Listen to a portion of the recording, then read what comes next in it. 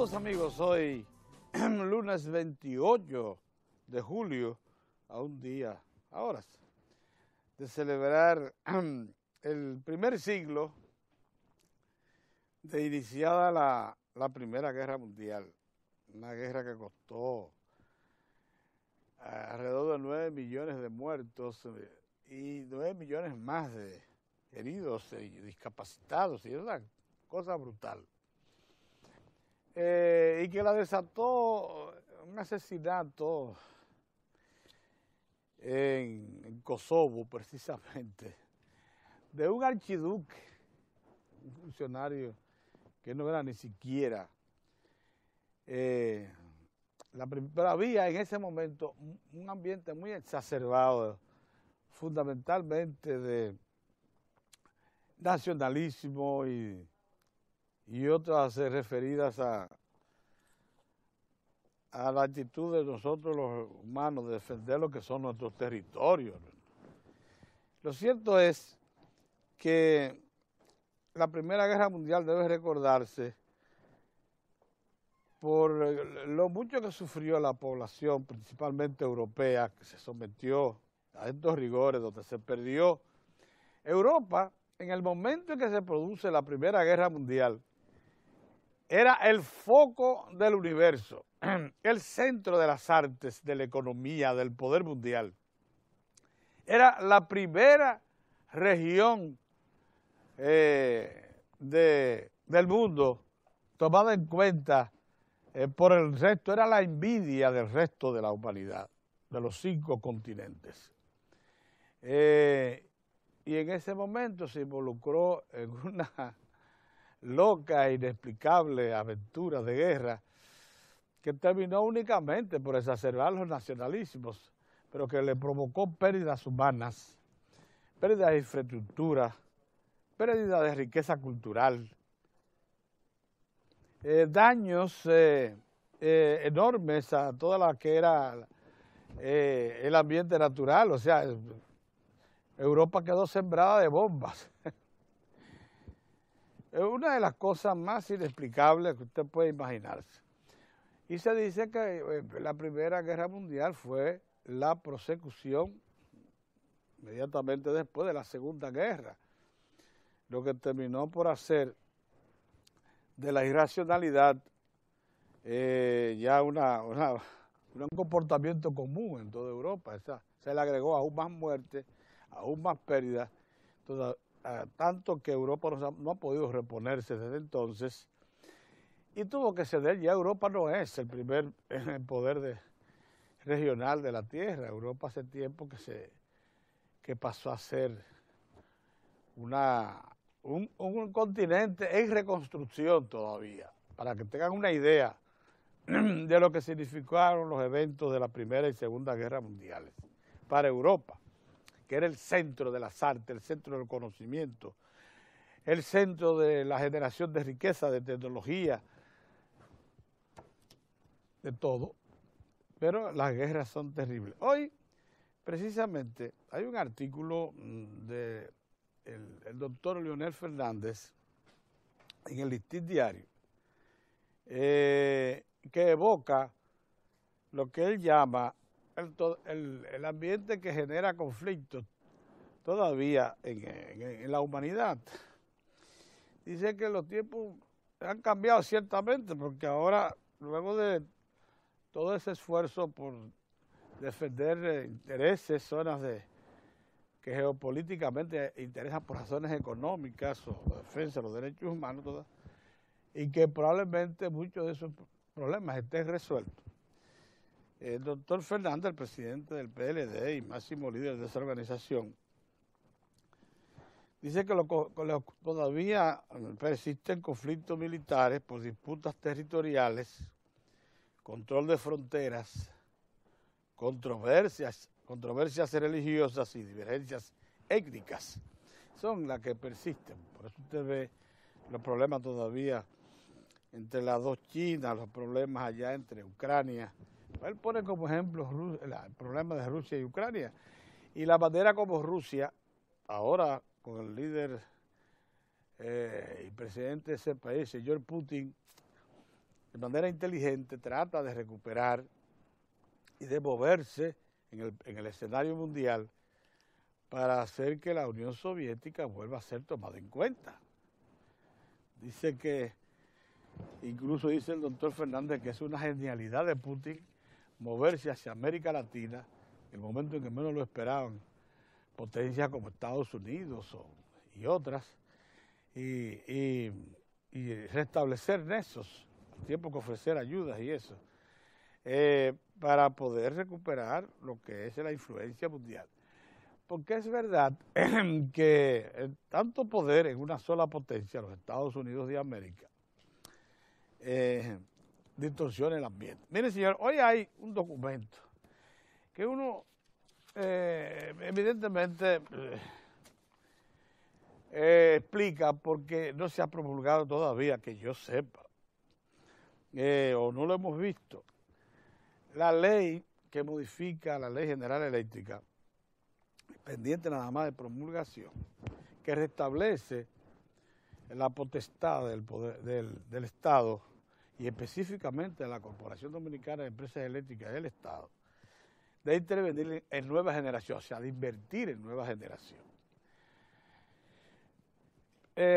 Siguiendo una tónica que se inició hace una semana con pronunciamientos públicos, pero siempre inicialmente promovida por individuos del sector generador privado, la Cámara Americana de Comercio de la República Dominicana se pronunció entre un documento diciendo que el Estado, cuando promueve una legislación de este tipo, opera de manera discriminatoria con respecto al sector privado. Y yo me pregunto, pero ¿cuál discrimen? Porque lo que hizo el Estado en este momento, el Poder Ejecutivo, fue solicitarle al Congreso devolverle la equidad a la relación que debe haber en toda sociedad entre sector público y sector privado. O sea que lo que quiere la Cámara Americana de Comercio, como lo había dicho ya el Consejo Nacional de la Empresa Privada, es que solo el sector privado pueda invertir en nueva generación. Porque lo único que hace esa ley, lo único que hace es devolver al Estado lo que tenía hasta el 97, 98, cuando se aprobó la Ley General Eléctrica, que es para darle una garantía al sector privado nacional y extranjero de incursionar en su sector eléctrico, de invertir, de gestionar. Se prohibió a sí mismo, el Estado se prohibió a sí mismo, aunque dividió sus empresas en un 50%, la puso a disposición del sector privado y le cedió la gestión, a pesar de tener el 50%. El Estado además se prohibió a sí mismo invertir en nueva generación. Por un tiempo, hasta ahora, digamos, más de 15 años sin invertir, a la espera de que el sector privado reaccionase e hiciese todas las inversiones que eran necesarias para recuperar sin duda alguna, insuficiencia de oferta en todos los planos, no solamente en la generación, sino también en la transmisión y en la distribución y en el cobro y facturación de la energía, o sea, en todo el sector industrial referido al sector eléctrico, al subsector eléctrico, había deficiencias y se quería traer el sector privado para contribuir conjuntamente con el Estado a la solución del asunto. Algún día, cuando se sume y se haga una revisión de todo lo acontecido del 97 a la fecha, se podrá comprobar que solo el Estado cumplió, pero ha cumplido más allá de lo que se comprometió. El Estado se quedó con las empresas generadoras de electricidad, o sea, con las presas del país, y solo él tiene potestad de invertir en ese plano porque al sector privado le interesa. El Estado se quedó con la empresa de transmisión de alta tensión. Y con esas dos empresas, cuando usted sume lo que se ha hecho, y nosotros sinceramente lo hemos vivido muy de cerca, se va a encontrar que ha hecho varias presas hidroeléctricas, inversiones que superan cada una más de los 200 millones de dólares. Hubo una que costó casi 400 millones de dólares. Varias presas. Y que unos famosos anillos de alta tensión para elevar la capacidad de los sistemas de alta tensión del país, o sea, de transmisión, que prometió el Estado construir, los hizo todos. Lo mismo que instalaciones para mejor aprovechar la distribución. O sea, el Estado organizó incluso el sistema eléctrico nacional para que pudieran establecerse con base operativa cierta las 3 distribuidoras que puso en manos el sector privado y que tuvo que recuperar luego que el sector privado se declaró impotente de resolver el problema de facturación y cobro de la energía. Se declaró impotente y el Estado tuvo que recuperarla y la está gestionando. O sea, en lo que protesta la Cámara, yo no he visto una cosa igual.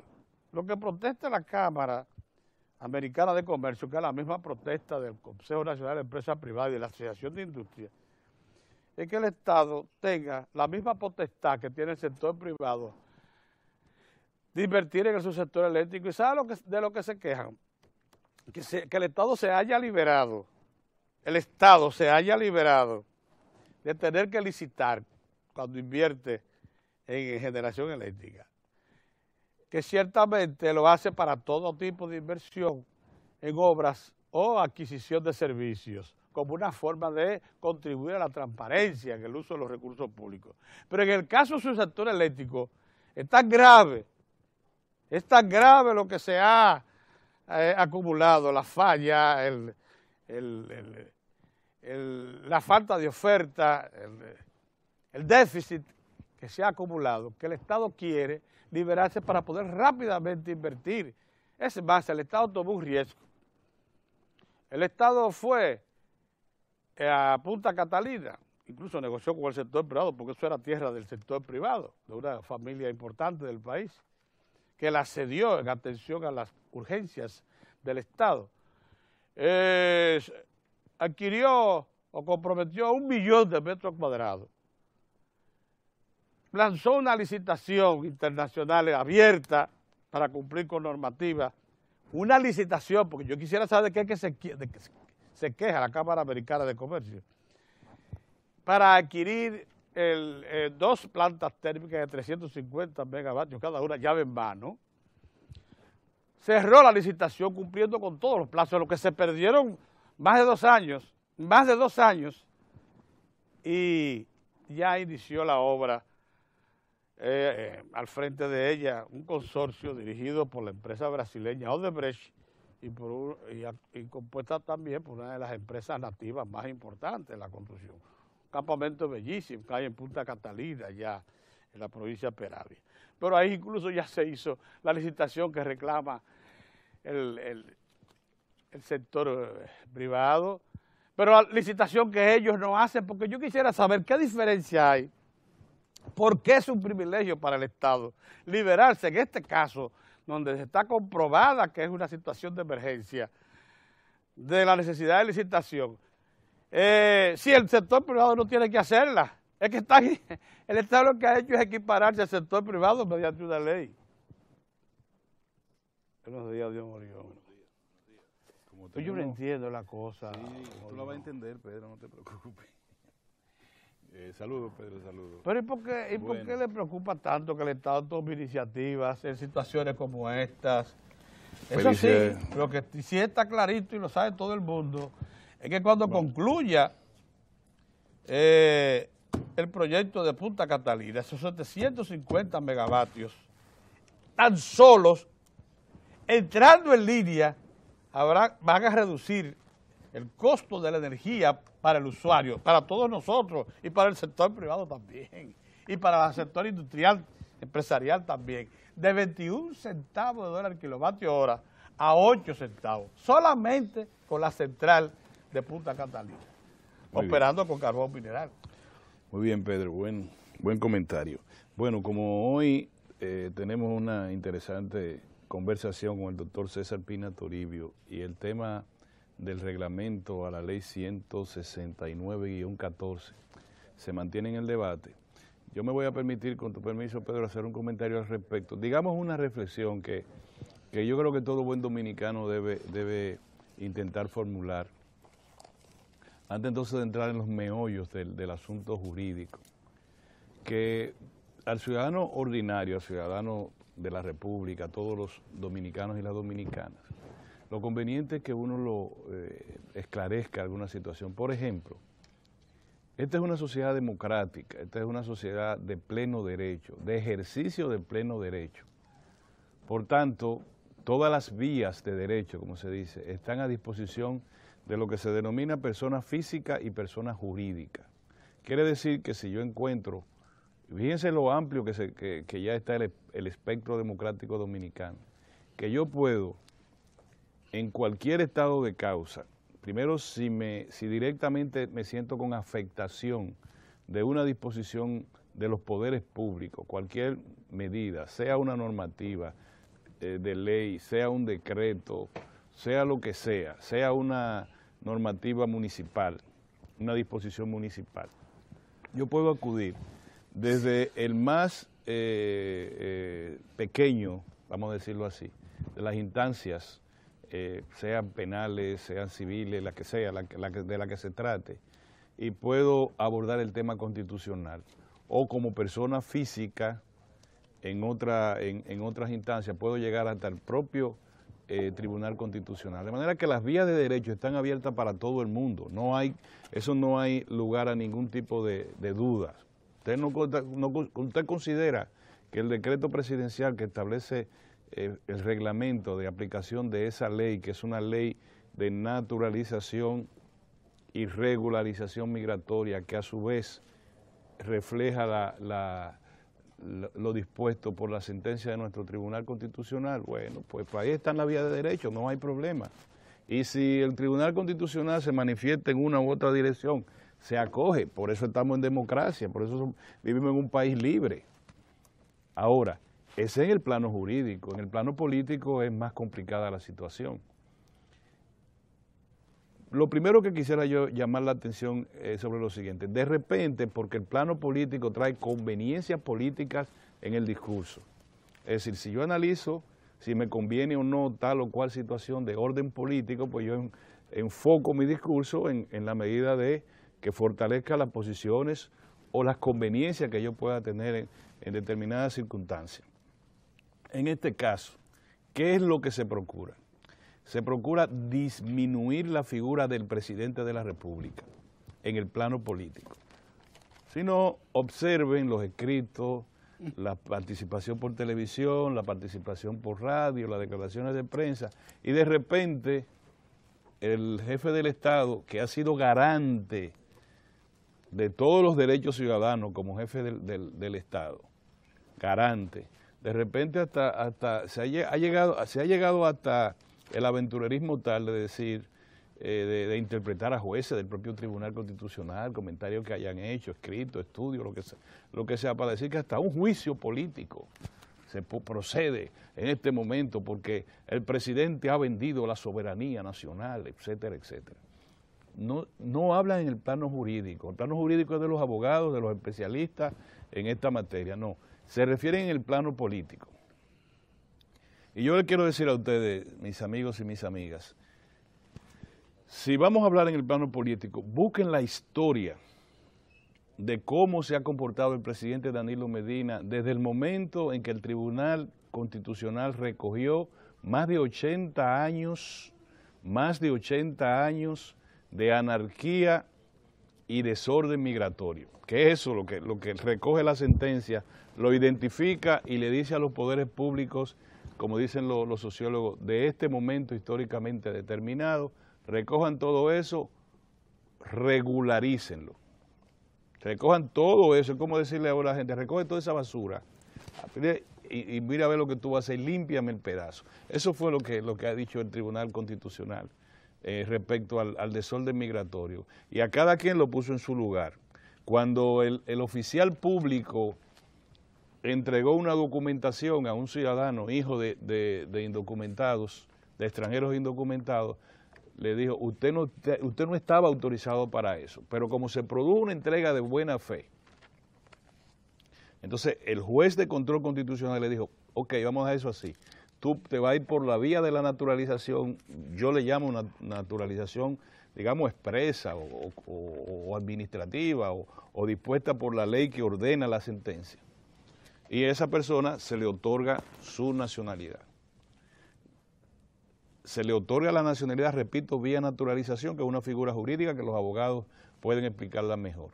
Lo otro es la cantidad de ciudadanos extranjeros, hijos de indocumentados, que reputan ellos haber nacido en territorio de la República Dominicana, le busca otra vía de regularización conforme al mandato del juez de control constitucional. Le dice, vamos a establecer los medios de prueba que dice que usted nació en la República Dominicana, vamos a tomar como vía principal, como lo dice la sentencia, su señora madre, que es la parte fundamental, y vamos a establecer, y para eso el propio presidente de la República le pidió al gobierno de Haití, porque la mayor parte de esos ciudadanos son de origen haitiano, identifique a los ciudadanos suyos que están en la República Dominicana.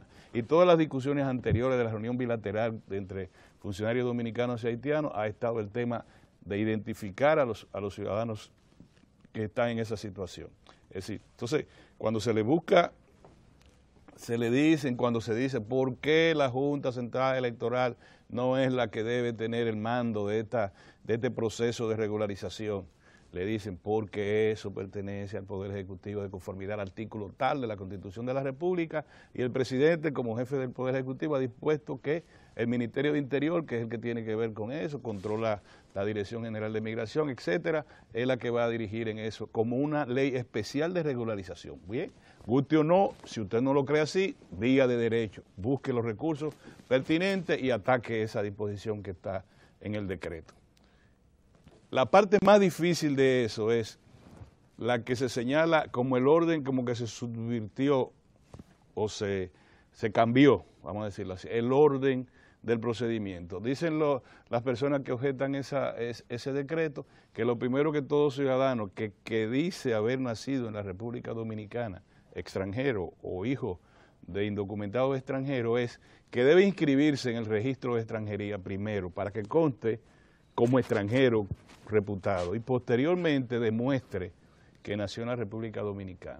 No sé, yo no me voy a involucrar en un asunto de los especialistas, pero eso es un tema también a discutir. ¿Dónde? En los tribunales de la República. ¿Dónde que compete esto? Bueno, si le compete al Tribunal Constitucional, o yo no sé.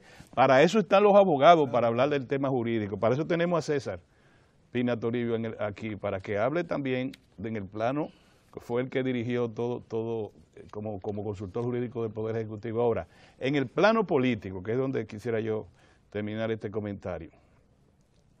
El presidente, una de las cosas que se dice, el presidente a Ralph González sí le dijo una cosa en La Habana, pero al vicepresidente Biden, al secretario Ban Ki-moon de la ONU y a Rompuy, el comisionado de la Unión Europea, ahí sí no le dijo nada.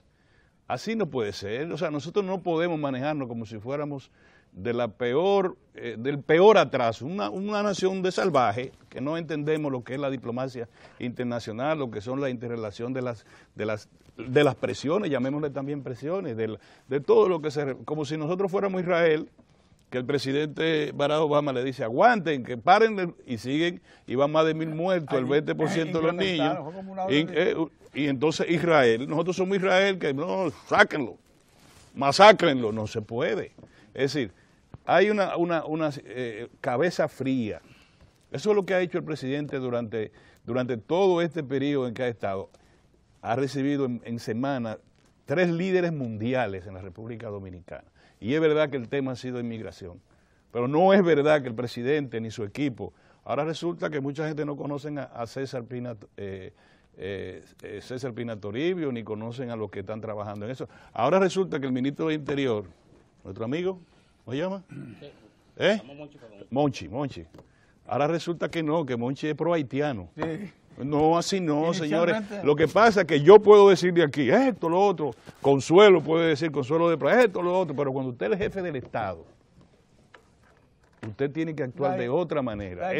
¿Sabe que inicialmente los defensores a rajatabla de los derechos de los haitianos decían que Ponchi desayunaba con un haitianito?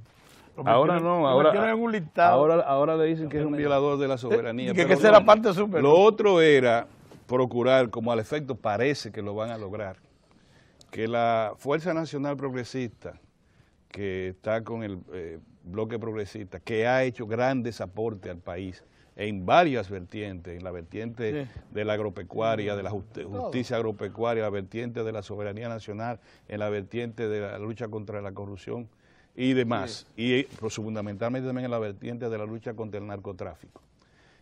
Nada, que se vayan con un disgusto con el presidente, porque esa era la idea del plano político. Y yo le voy a decir, no al doctor Marino Vinicio Castillo, sino a Marino, a Vinicito Castillo, es un grave error político. Dejarle la cancha abierta, presentar como si el gobierno del presidente Danilo Medina se debilita, porque esa es la idea. Y yo le voy a decir por último a ustedes, miren, frente al tren descarrilado del liderazgo que debería representar la oposición, ¿ustedes creen que en un momento como que vive la República Dominicana en el plano económico, en el plano estelar de una reconversión de todas las políticas públicas, con el difícil entorno internacional que ustedes lo están viendo, ¿ustedes creen que la cruzada ahora sea disminuir la figura del presidente de la República para presentarlo como un Santana del Caribe? ¿Ustedes creen que ese debe ser el rol de nosotros en este momento, con un supuesto nacionalismo más allá de lo deseable y de lo permitido? Así es. Yo llamo la atención en eso, y por eso que este programa y los miembros de este panel se detuvieron ahí un momentito. Hasta ahí llegamos nosotros en cuanto a lo que todos creemos que es la lucha por la soberanía y la independencia. Ahora nuestro deber es evitar que, descarrilado el liderazgo de la oposición, en un esfuerzo mansos y cimarrones, unos confundidos y otros muy bien con sus objetivos muy bien señalados, como el que Pedro planteó ahora, que tiene una base de eso. Cuando la Cámara Americana de Comercio habla en esos términos, nosotros en vez de disminuir la figura del presidente, lo que tenemos que hacer es fortalecer la figura del jefe del Estado en la persona del presidente Danilo Medina. A quien le sirve el pantalón que se lo ponga, que de esto vamos a seguir. Bien. Buenos días, don Héctor. Bueno, parece que don Mozart... Bueno, mira. Don Mozart se... Va para Brasil. Ah, Sí, Mozart va a Brasil. ay, que va a Brasil, ¿verdad? Y vamos a darle tiempo a nuestro distinguido caso. Yo me pasé.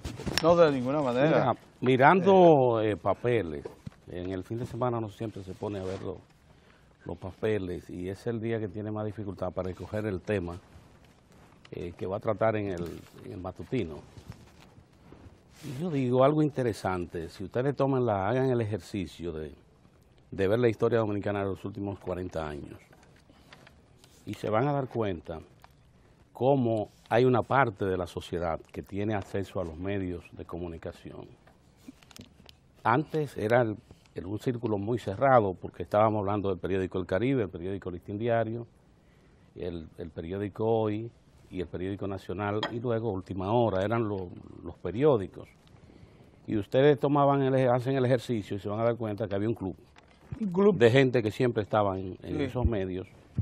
Hoy están las siglas, como decía don Rafael Herrera, que don Rafael Herrera decía que era la sociedad iba tomando el cuerpo de siglas, porque a todos le ponían unas siglas. Usted ve que incluso hasta para nombrar un organismo público, hay gente que se han comenzado a inventar siglas, y ya las siglas se han impuesto, y la gente no menciona el organismo, sino unas siglas, que si viene un extranjero o una persona que no está muy al día, atento a esto, no sabe de qué le están hablando. ¿Y qué observaba? Que en los periodos que la República Dominicana tiene administraciones de gobierno que son respetuosas de los mecanismos democráticos o hacen el esfuerzo, porque no tenían ni siquiera instrumentos para aplicarlo, porque no es la sociedad de hoy. ¿Qué ha pasado en las administraciones del Partido de la Liberación Dominicana? Que si usted se pone a mirarlo por periodo de 4 años, usted hace las divisiones, se va a dar cuenta de que en la historia dominicana nunca el país había logrado avances institucionales con los mecanismos, o sea, con los mecanismos creados. No es lo que va a creer el funcionario, la discreción del funcionario, no. Hay un mecanismo que le indica a usted que usted tiene que hacer como servidor público cuando le toque actuar. Y eso es aporte del Partido de la Liberación Dominicana en el gobierno. ¿Qué quiere decir? Que una administración de gobierno del Partido de la Liberación Dominicana, cuando ustedes consultan a la población, el ciudadano ordinario, el ciudadano que no tiene el privilegio de accesar a los medios de comunicación, la ciudadana que no tiene el privilegio de que le coloquen su información en primera plana ni se la reseñen, porque no cuenta en la agenda. ¿Qué le dice? Aprecia que han sido administraciones de gobierno respetuosas del disenso, o sea, una persona no se molesta por la idea que exprese.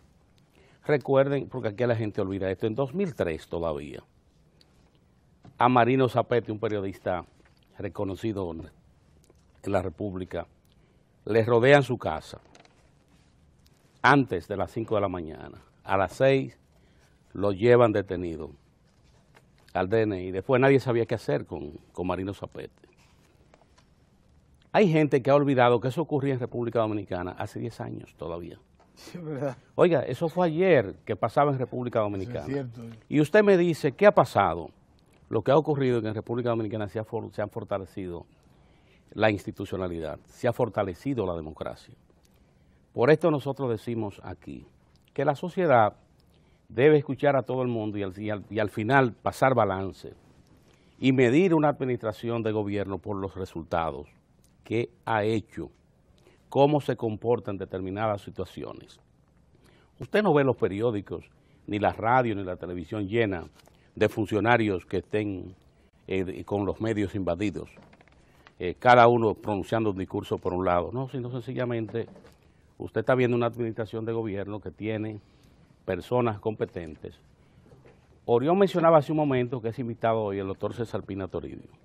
El doctor César Pina Toribio está hoy en una función pública, ha ocupado múltiples funciones públicas, pero es un hombre de mucha calidad. ¿Cómo lo reconoce la sociedad? Un hombre que ha hecho la defensa del derecho en situaciones difíciles, porque es muy bueno hablar ahora, pero en situaciones difíciles, cuando había incluso que asumir riesgos. Porque ahora usted puede decir cualquier cosa. Lo que dice, lo que refería a Orión, usted referirse, por ejemplo, usted tratar de desrogar la figura del presidente de la República. Y como a usted nadie lo va a molestar, usted puede estar seguro que nadie lo va a molestar por eso. ¿Qué hace? El propio Zapete, que Sí. acaba de mencionar como ejemplo, ahora es uno de los que más agrede a las figuras públicas y lo hace en términos descompuestos e irreverentes. Sí. ¿Y quién lo ha molestado? Nadie. Nadie, ni lo van a molestar porque se les respeta su derecho a la libertad de expresión. Y esa es la garantía, que la República Dominicana, los dominicanos y dominicanas aprecian, porque siempre hablamos del rescate de la estabilidad macroeconómica y la recuperación del crecimiento. Al grado que usted, cuando usted saca el promedio, usted se va a dar cuenta que a pesar de los efectos de la crisis económica y financiera global que estalló en septiembre de 2008, usted observa una administración que le ha asegurado a la sociedad políticas públicas que generan confianza, mantienen la confianza de los agentes económicos dominicanos y extranjeros y le ha permitido a la sociedad lograr movilidad social. Esa resta a la pobreza, porque aquí hay gente que se ha olvidado que, por ejemplo, esa administración de 2000-2004 del PRD le produjo al país una explosión cuando le deja como legado más de 1,5 millones de dominicanos y dominicanas que cayeron en pobreza. Todo esto se olvida, o sea, un régimen que violaba los derechos humanos, un régimen de una conducción económica pésima. Hay gente que está olvidando esto y quiere comenzar la historia en un punto que no tiene soporte, porque cuando va a los antecedentes, usted se va a dar cuenta que su discurso no tiene sustento y que lo está haciendo por un juego que aquí hay gente que entiende que hacer oposición por oposición da resultados, y lo otro es algunos nostálgicos de 2000-2004 que entienden que creando condiciones difíciles en la República Dominicana se puede producir un retorno, retornar a lo que fuimos 2000-2004. Y si ahí gira el discurso, pero reiteramos, nunca había tenido la República Dominicana, ustedes pueden ver esto en los últimos 40 años, y tomen periodo de 4 años, y se van a dar cuenta que nunca se había producido un fortalecimiento institucional como el que hemos vivido en los últimos, desde el año 1996, cuando el PLD llega al gobierno por primera vez. Usted coge cada una de las administraciones y se va a dar cuenta que son administraciones que fortalecen la democracia. Otro punto es la parte económica. En el fin de semana se produjo un documento del Fondo Monetario Internacional que fue muy comentado, y es que el Fondo Monetario Internacional ha bajado la estimación que tenía de crecimiento para la región. Él había hablado de 2.5, dice que ahora será de 2%. Pero ¿qué es interesante en esto? Que en la República Dominicana, a pesar de nuevo de una situación especial, en lo que se ve es cómo los agentes económicos y en la sociedad hay confianza, certidumbre con respecto al futuro. Mire, don Pedro, un caso chiquito lo voy a mencionar. En Sabaneta, Santiago Rodríguez, está el hotel, el Gran Hotel La Plaza. Bueno, en la pasada semana se celebró ahí la inauguración de un restaurante, pero un restaurante con las condiciones de darle atención a la gente que hace turismo, que pueda encontrar un lugar adecuado en esa parte de la República. Y se produjo también la inauguración de un proyecto de viviendas del grupo español Hispali, el grupo Victoria Hispali, que inauguró un proyecto habitacional, Praderas del Norte se llama ese proyecto, que está aquí en la zona de los Americanos, por los Alcarrizos. Ese grupo ahí, decía su presidente, el señor José Castro Campuzano, que entra en este proyecto porque tiene confianza en la República Dominicana, el proceso que está viviendo el país, y él llamaba la atención, incluso la nueva ley de fideicomiso, la 189.11, que permite la inversión en